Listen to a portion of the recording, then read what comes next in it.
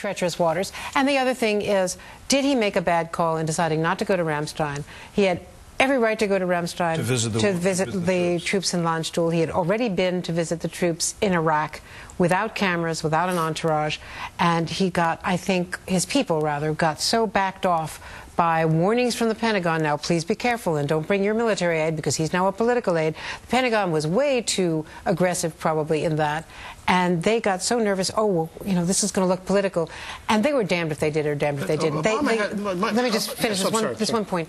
There was never any intention. Let me be absolutely clear about this. The press was never going to go. The entourage was never going to go. There was never an intention to make this political. But by tacking it on to the tail end of the political leg of the trip, they opened themselves up, they feared, to the criticism.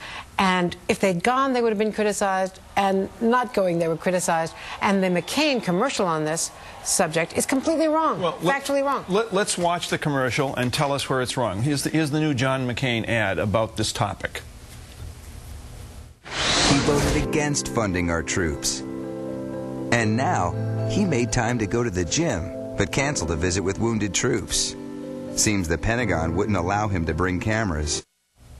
Well, that wasn't the entire ad. It was just enough to give you an idea of it. His Chuck Cagle, senator from Nebraska, his take, he's a Republican, on that John McCain ad. Do you think that ad was appropriate? I do not think it was appropriate. You do not? I do not.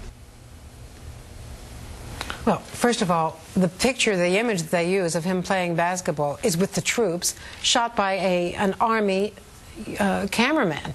That was DOD footage that the Pentagon shot of him in Kuwait shooting hoops, and a three-pointer, I might add. Yeah. So, swish. When he went to see the injured troops in the green zone, he did not bring a camera. There was no Pentagon camera. He didn't even confirm to those of us covering covering that he had gone. I had to find out that he had gone through other sources, military sources. I mean, the fact is that he was never planning to take the press corps. The press corps was going to be on the tarmac, locked up on the airplane, while he went off by himself. The only issue was whether he could bring a political aide who was a retired Air Force general. So